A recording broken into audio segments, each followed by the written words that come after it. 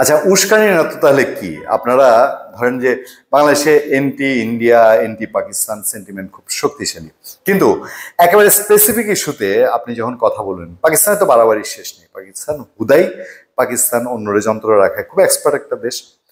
ইন্ডিয়াও একেবারে সাম্প্রতিক সময়ে তার আশেপাশের প্রতিবেশী একটারে শান্তি দিচ্ছে এমন কোনো উদাহরণ দেখার কোনো সুযোগ নেই। নেপালে পাড়া দিয়ে নেপালে ঝামেলা করে নেপাল থেকে পিছপা হয়েছে, মালদ্বীপ থেকে পিছপা হয়েছে, শ্রীলঙ্কা থেকে পিছপা হয়েছে। এখন বাংলাদেশেও আলটিমেটলি তার পিছপা হওয়ার একটা উপক্রম। এখন বলতে পারেন যে হ্যাঁ, বাংলাদেশে তো এন্টি ইন্ডিয়ান সেন্টিমেন্ট স্ট্রং, বাংলাদেশে প্রো পাকিস্তান সেন্টিমেন্ট স্ট্রং, কিন্তু এখন যে কাণ্ডটা করছে, দেখেন আমার সামনে যে হেডলাইনটা, সেটা হলো 3 দিনে 300 পুশিন বাংলাদেশকে কি বার্তা দিতে চাইছে ভারত, বলছে ডেইলি স্টার। খবরটা কি? কাশ্মীরের পেহেলগামে সন্ত্রাসী হামলার পরিপ্রেক্ষিতে সৃষ্ট উত্তেজনার ভেতর ভারত পাকিস্তানের পাল্টাপাল্টি হামলার মধ্যে 7 মে থেকে 9 মের ভেতর 3 দিনে 6 জেলার অনেকগুলো সীমান্ত দিয়ে 300-র মতো মানুষকে বাংলাদেশে সীমানায় পুশিন করে ভারতীয় সীমান্তরক্ষী বাহিনী বিএসএফ। আচ্ছা, border guard of Bangladesh BGB, পুলিশ ও স্থানীয় প্রশাসনের পক্ষ থেকে বলা হচ্ছে, বাংলাদেশের সীমানায় পুশ ইন করা অর্থাৎ জোর করে ঠেলে দেওয়া এসব মানুষের ভেতর বাংলাদেশি নাগরিকদের পাশাপাশি রোহিঙ্গা ও ভারতীয় নাগরিকরাও আছেন। মানে ধৈরা তার যারে অপছন্দ হচ্ছে তাদের সে বাংলাদেশে ঢুকায় দিচ্ছে। সবশেষ গত 9 মে শুক্রবার সাতক্ষীরা শ্যামনগর উপজেলায় 78 জনের পাঠানো হয়। সেখানে গুজরাটের বাসিন্দা 3 জন আছে ভারতের বাসিন্দা এবং তাদের উপর নির্যাতনের অভিযোগ আছে। আচ্ছা, এর আগে 7 মে বুধবার পার্বত্য জেলা খাগড়াছড়ি ও উত্তরের জেলা কুড়িগ্রামের বিভিন্ন সীমান্ত দিয়ে ভারত থেকে পুশিন করা হয়, মানে বিভিন্ন জেলা থেকে পুশিন করা হচ্ছে।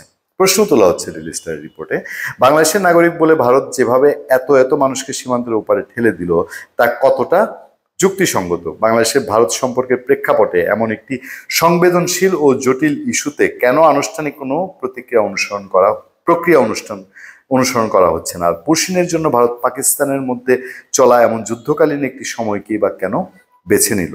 সিগনিফিকেন্ট নিল, সত্যি এইটা খুব গুরুত্বপূর্ণ। এর মাধ্যমে ভারত কি বার্তা দিতে চাইছে বাংলাদেশকে? এক্ষেত্রে বাংলাদেশের বা করণীয় কি?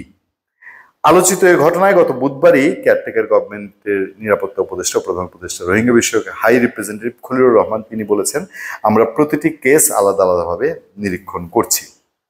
যাই হোক, 8 মের ঘটনায় গভীর উদ্বেগ জানিয়ে ভারতকে অবিলম্বে এ ধরনের কর্মকাণ্ড বন্ধের আহ্বান জানানো হয় পররাষ্ট্র মন্ত্রণালয়ের পক্ষ থেকে। আর বিস্তারিত রিপোর্টটা পড়লাম না, অনেক দীর্ঘ, যেখানে বলা হচ্ছে উদ্দেশ্য প্রণোদিত মানবতা বিরোধী, এরকম দীর্ঘ। ডেইলি স্টার এই নিউজটাকে বিশ্লেষণ করেছে ভারতের সুপরিকল্পিত সচেতন পদক্ষেপ, এটা সেভাবে আখ্যায়িত করা হচ্ছে। বাংলাদেশের নিরাপত্তার বিশ্লেষকরা বলছেন নয়াদিল্লির কৌশলগত চাল এটি। এগুলো করে কি বোঝানো হচ্ছে যে বাংলাদেশে 16 কোটি মানুষ পাকিস্তানে বন্ধু হয়ে গেছে না? বাংলাদেশ গেছে পাকিস্তানের পক্ষে যুদ্ধ করতে। আরে বাংলাদেশে তো পাকিস্তান ইন্ডিয়া যুদ্ধ করে, আমি তো দেখি 2 রকম খেলা বাংলাদেশে। মানে এমন ভাব যে বাংলাদেশের কিছু লোক আছে তারা পাকিস্তানের পক্ষে যুদ্ধ করতেছে, বাংলাদেশে কিছু লোক আছে তারা ইন্ডিয়ার পক্ষে যুদ্ধ, মানে সুযোগ পাইলে যুদ্ধক্ষেত্রে নেমে যায়। তো কিছু লোক তো ইন্ডিয়ার পক্ষে আছে। বাংলাদেশের 16 কোটি মানুষকে কি এই ভেবে এখন তারা যখন পুশ ইন করে বাংলাদেশে বা পুশ ব্যাক করে, এরকম অস্থিরতা তৈরি করে, এটার এফেক্ট তো ইন্ডিয়ান সেন্টিমেন্টকে শক্তিশালী করে। আর প্রো ইন্ডিয়ান বা যদি লিবারেল মানুষ থাকে, যে যারা মনে করে যে আমরা কারোর সঙ্গে প্রতিবেশীর সঙ্গে কাজ্জা ঝগড়া করবো না, তাদেরও তো তখন বিরক্তি তৈরি করে, যারা এটা কাদের সঙ্গে বন্ধুত্ব চলছে। তারা হুদাই আমার সার্বিক দেশের মধ্যে যদি কেউ থেকেও থাকে দুষ্ট প্রকৃতির, তাদেরকে মিন করতে গিয়ে আমাদের সারা দেশের মানুষকে তারা কিভাবে ট্রিট করছে। ধন্যবাদ সবাইকে, ভালো থাকবেন, সুস্থ থাকবেন। সত্য, করুণা এবং সহনশীলতার সাথে আপনাদের সাথে আমি আতিক রহমান পূর্ণিয়া।